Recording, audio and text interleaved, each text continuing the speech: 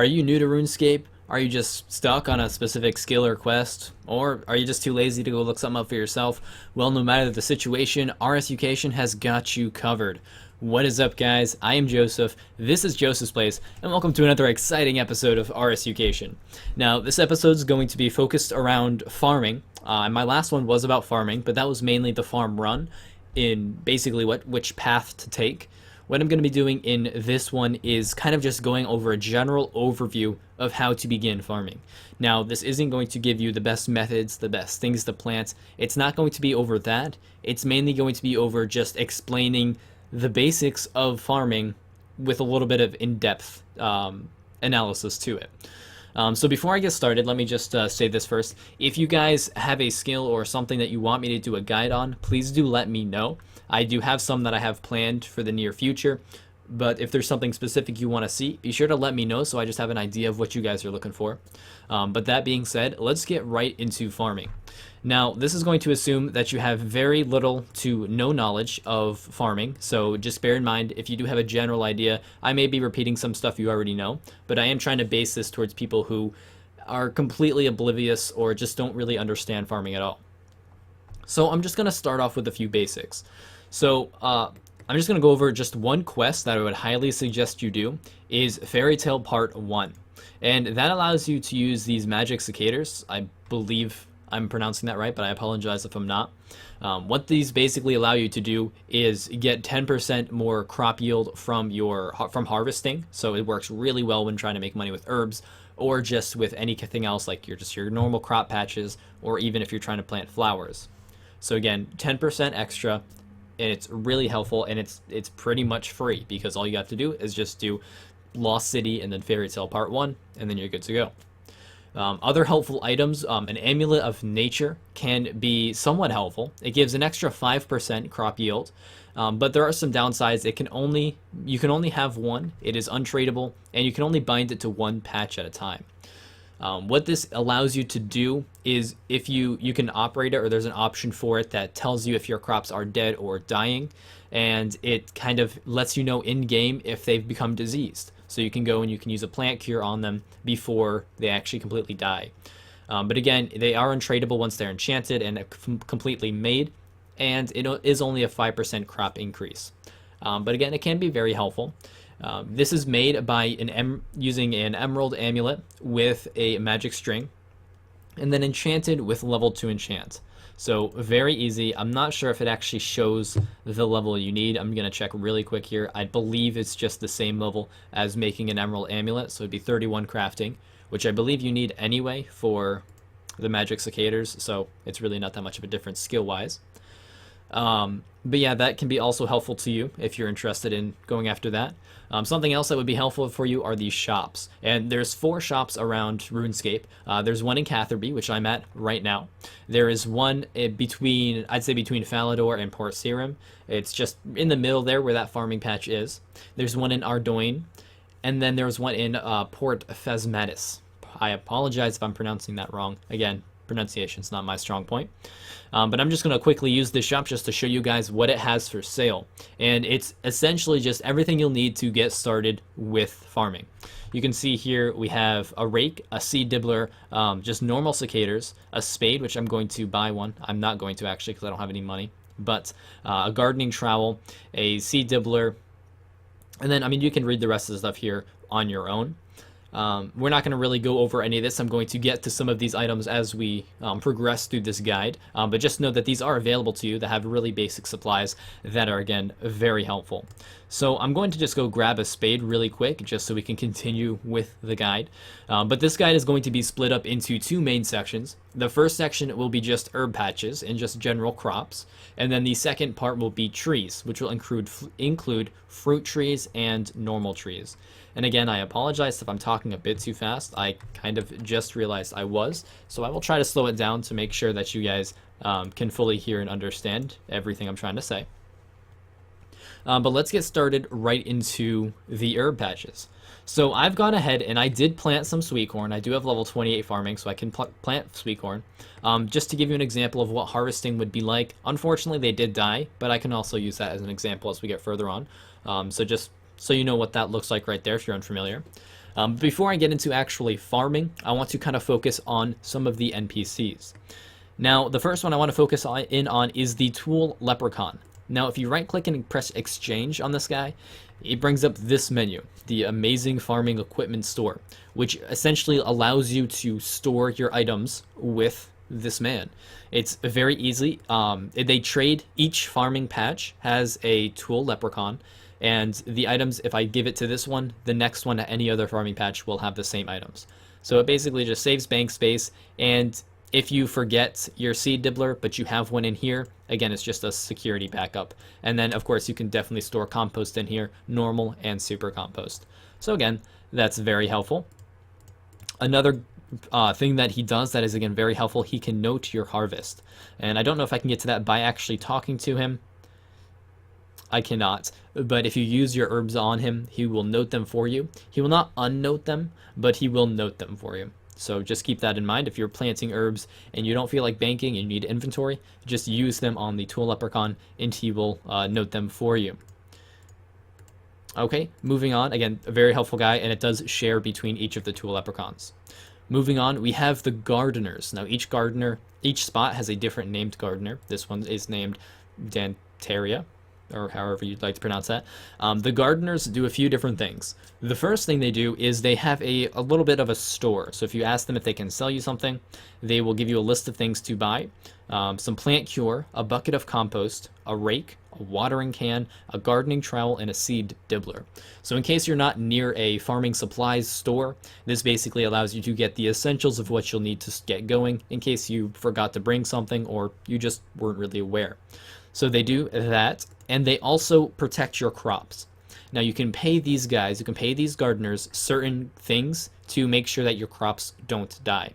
For example, if you're planting potatoes, which are an early level farming seed, if you're planting potatoes, you can give a farmer or a gardener 2 buckets of compost, and they'll make sure whichever patch you select, that those crops will not die. And of course you can do it for both patches. And these items can be noted. So you can give them 2 noted buckets of compost, and they'll make sure your crops don't die. And just for a complete list, I will leave some resources down in the description, but just to go through them quickly, potatoes would require 2 buckets of compost, onions, 1 sack of potatoes, cabbage, 1 sack of onions, tomatoes, 2 sacks of cabbages, sweet corn, 10 jute fibers, strawberries, 1 basket of apples, and watermelons, 10 curry leaves. Now, I'm not going to get into how to get those because that's not the scope of this guide, but just be aware that you can pay them to watch over your crops.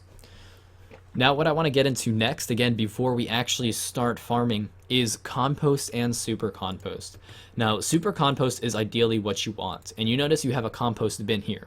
Now, the compost bin is for putting organic materials, quote unquote organic materials into, and it becomes compost.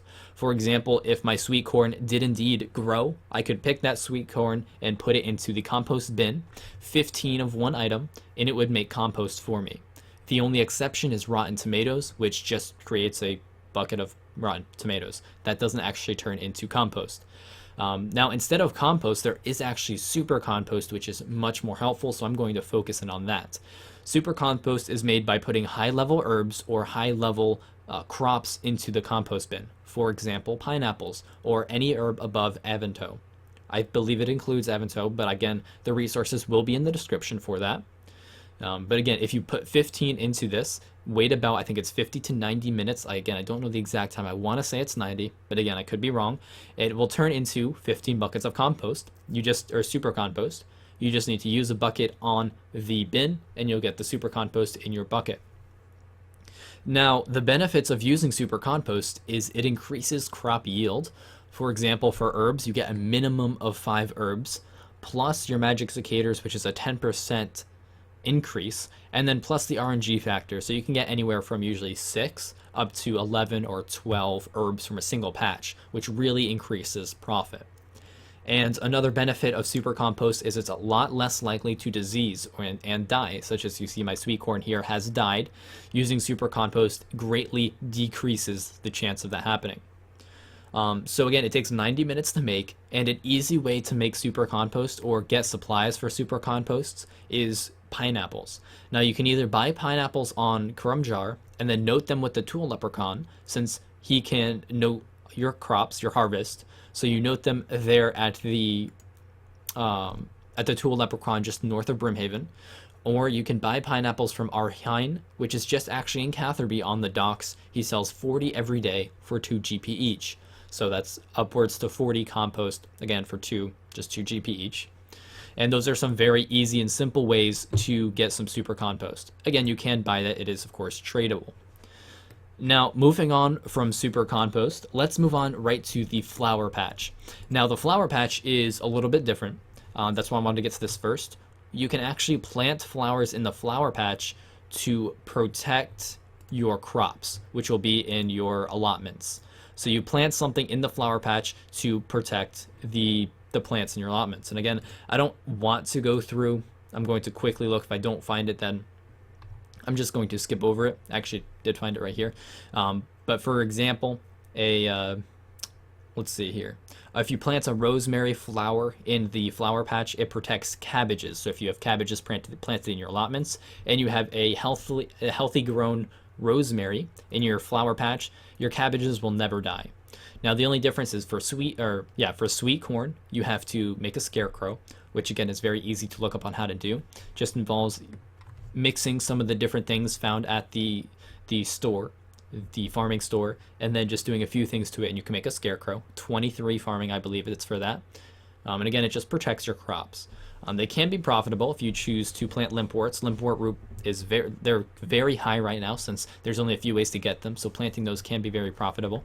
But again, you can also use the flower patch to protect your crops. Now, moving on to the herb patch, we're actually going to save the allotments for last.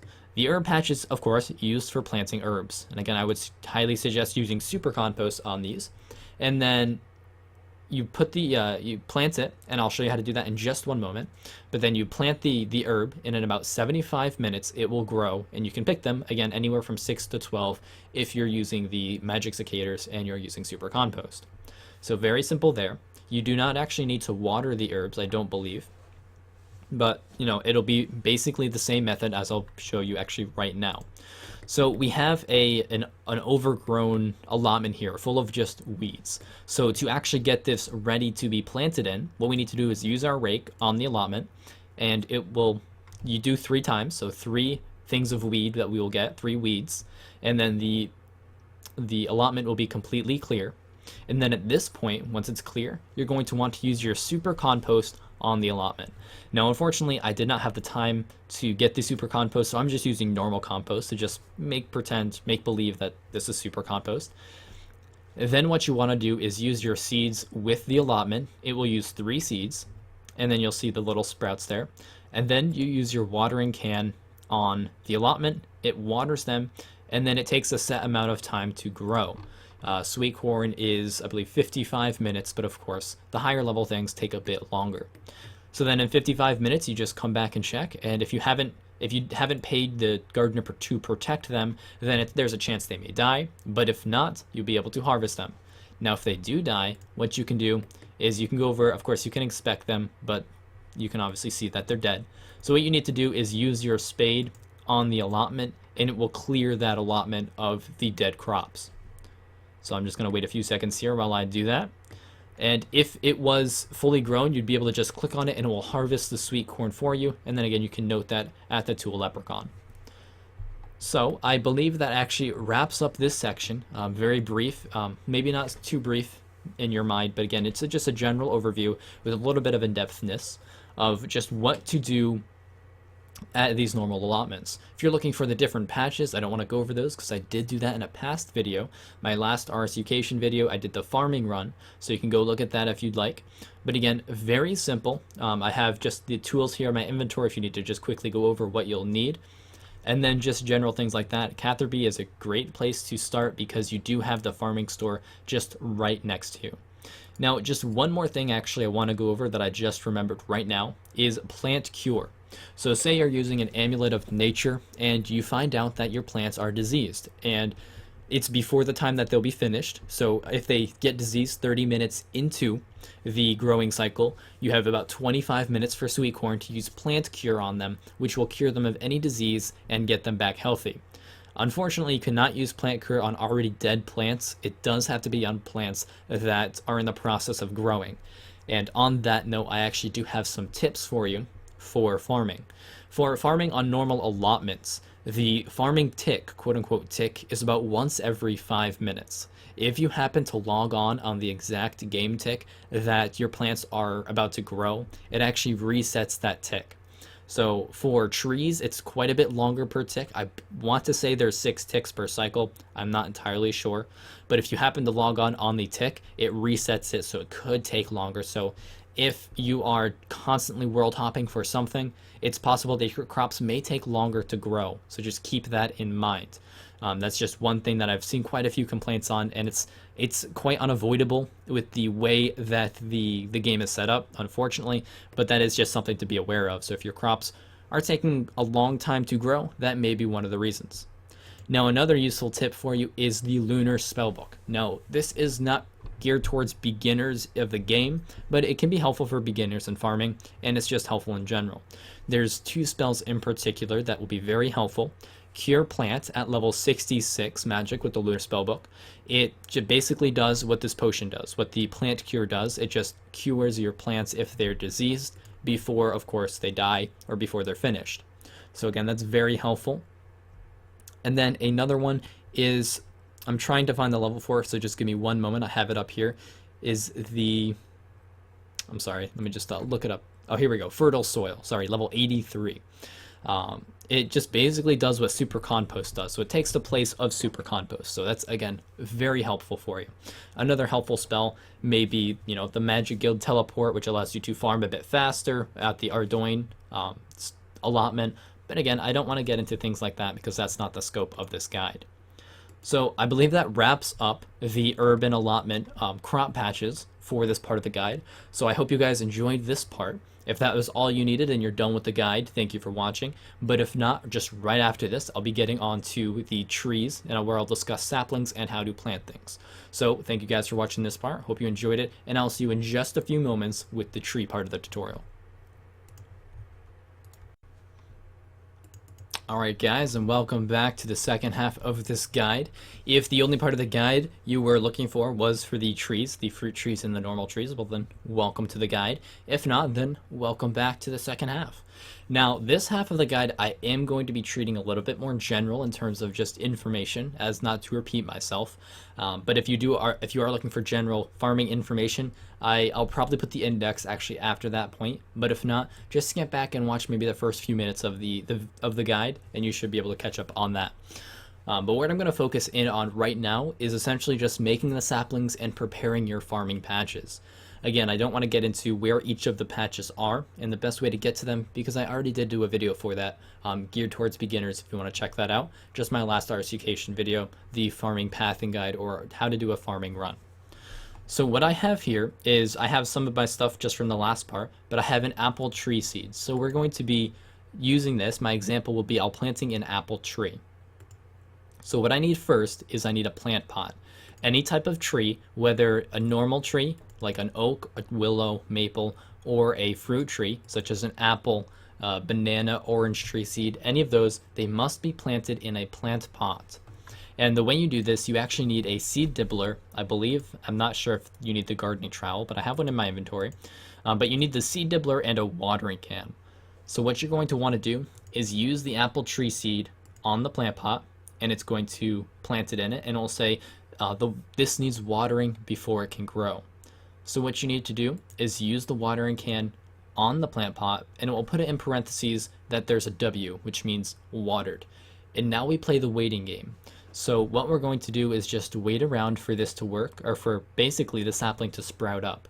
Now, just as a little tip, this can happen while it's in your bank. So what I'm actually going to do to show that to you is just deposit in my bank for now. We can see it here without the sapling in it.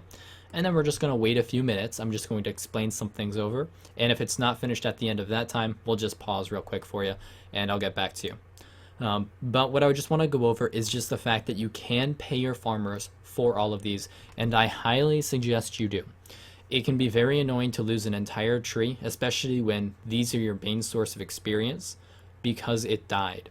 So I'm not going to go through what everything is protected by, because there's about 10 different trees and 11, maybe 12. I'm just counting real quick, but I don't want to just go through that.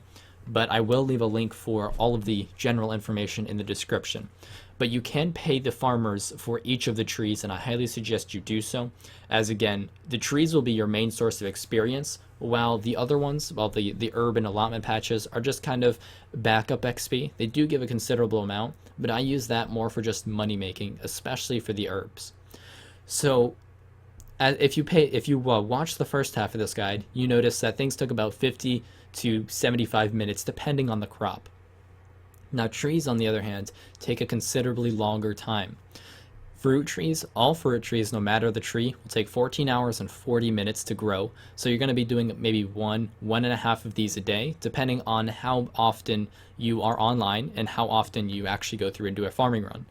The normal trees, on the other hand, span from about 2 hours and 20 minutes for the oak trees, up until 7 hours and 40 minutes for the magic trees, and then a much longer time for the spirit tree seeds.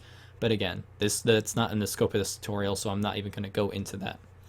So what you're going to want to do for these is, depending on your normal tree, I would actually suggest doing that as often as possible, and then maybe 1, maybe 2 fruit trees a day, as those can be kind of hard to match up your times for specifically, especially like I said before, if you happen to log on during your farming tick, then it can reset that tick and it can set you back a little bit of time. So I would suggest just 1 fruit tree run a day and then a few normal tree seeds, depending on how often depending on what tree you're using and how long it takes to grow. So I'm actually going to check on the sapling now to see if it has grown, and it has. We now have an apple sapling.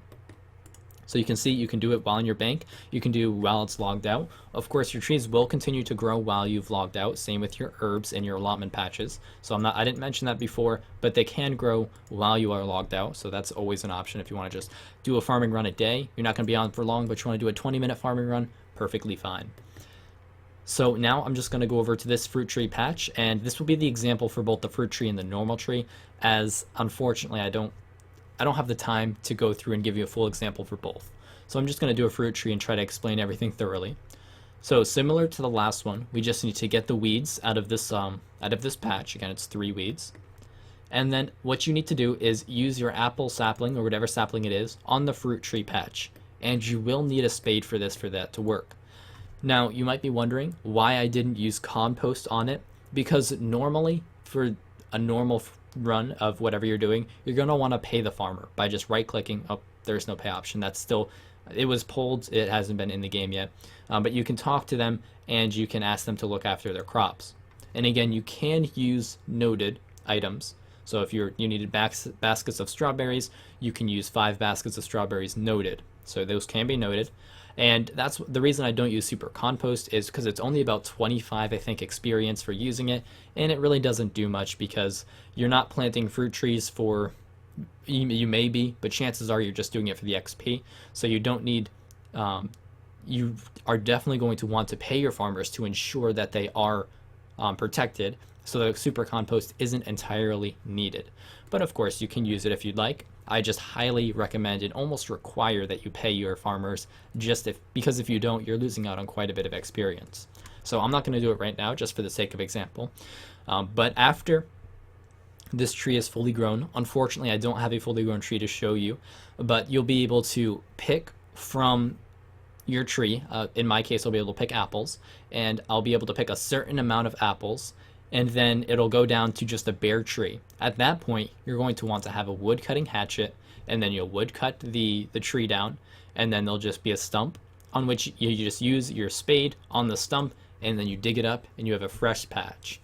Now for normal trees, you can actually pay the gardener 200 coins to remove it, and I would suggest doing that, as for normal trees, you have to actually wood cut the tree down. So if you're planting magic trees or even youth trees, and it takes a little while to cut the tree down, that can really slow your time down.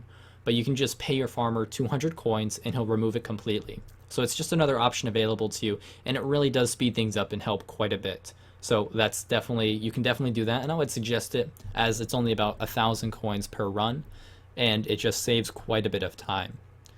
Now, the only thing I really want to touch on is the fact that you can get what they call willow branches from willow seeds, or from willow trees that you've planted. And those are used in a few quests as well as a few other things. And all you need to do is, I believe it's just use secateurs on your tree to get those. But again, it's for the, I know you use it in the quest Enlightenment Journey, and then a few other things as well in the game. But yeah, that's all the only other thing you're really going to need from your trees. So again, you can, unless you're planning on wood cutting it for experience or logs, you can just pay your farmer to remove it for you for a fee of 200 coins, and it leaves you a fresh patch. So for your fruit tree patches, I don't believe you can do that. I may be wrong, but I believe you do have to pick the fruit off of it first before you can remove the tree. So after that's done, all you need to do is just, it'll give you an option to check the tree once it's fully grown, check it, get your experience, clear it, and then plant again. And it is really that simple. And I know this video at this point is going on by probably 25 minutes, and you might think, Joseph, that's not very simple. 25 minutes isn't very simple. But in my defense, I did try going a little bit more in depth on some of the areas so you have a better understanding and a full understanding of how farming works. And I may have gotten some things incorrect, such as the average time something takes to grow, as I believe it varies a little bit, but such as herbs, I found both 70 and 75 minutes. Unfortunately, I have done quite a bit of farming in my day, but I don't sit around and time it to be exact. So I tried to give approximate timers the best I could, and just give you guys the most information I could within the time allotted for it. So just going to recap quickly here to mesh it in kind of with the farming run. What I would suggest you do, again for a third time, I think I'm saying this, but I just want to reiterate it. Do one run at the beginning of the day with your fruit trees, normal trees, and allotment herb patches. And then every 70 minutes, go through and do your allotment patches for your herbs, and then just general experience. And then a few times a day, go through and do your normal trees, just to get those out of the way and get some extra experience. And then again, just restart the cycle. I would just say one fruit tree a day, just because, I mean, if you're going to be on 14 hours after the first time, go ahead. It's just going to throw the next day off time-wise. So I like to just keep it on a set schedule. But again, you can do whatever you like. It's up to you. Completely your choice. I'm just here to give you the information. So I hope I helped you with this tutorial. Again, I didn't get as in-depth as I would have liked for some of the areas, but some of that stuff, again, is just not higher level, but it just comes with experience. And I don't want to spend 3 hours just explaining farming to you because, let's be honest, nobody wants to listen to farming about farming for 3 hours. So I hope if you were interested, this has satisfied your need for farming information. It definitely should get you started. And even if I was wrong or something and didn't explain it properly, I trust that the information I gave will be able to give you a very good head start into learning it for yourself, or just getting everything figured out. So that's the end of this guide. I hope you enjoyed it. If you do have a guide suggestion, if you have a guide you'd like done, you actually have it fully written out, just let me know. Send it to me. I will, of course, give you the credit for it. I'm just here to be the messenger. If you have a really good way or a really good method of doing something, I'll be more than happy to make a guide for you and just put it up, give you the credit, and just help other people, because that's what I'm trying to do with this series. If you have something you want a tutorial made of, let me know. I do have 2 coming up, a general Slayer guide as well as a advanced Hunter guide. I hope I can get those up for you in the next few weeks. I want to do 1 guide a week as much as I can until I run out of ideas. So if you guys want something, just let me know. If there's ways you think I can improve these guides, let me know. I apologize if this was a little bit too long. I may go less in depth into some other things that I make guides for, but I know a lot of people that asked me for this guide kind of had no clue what to do for farming. So I tried to include as many tips and tricks as well as the general information. So I apologize if it was too long, but I hope you were able to get a good grasp of the skill. Other than that, I hope you guys enjoy my channel. If you have any suggestions for videos in general, please just give me feedback. I want to just create the best content I can for you guys. That's my goal with this channel in general. I'm not doing this to put my own name out there, although that would be nice for some things I have planned in the future. But really, just the reason I'm doing RuneScape is just because I enjoy making entertaining videos. So just let me know if there's anything I can improve on or that you want to see, and I'll be happy to accommodate you the best I can. So again, that's all I got for this video, guys. I hope you enjoyed it, and I will see you next time.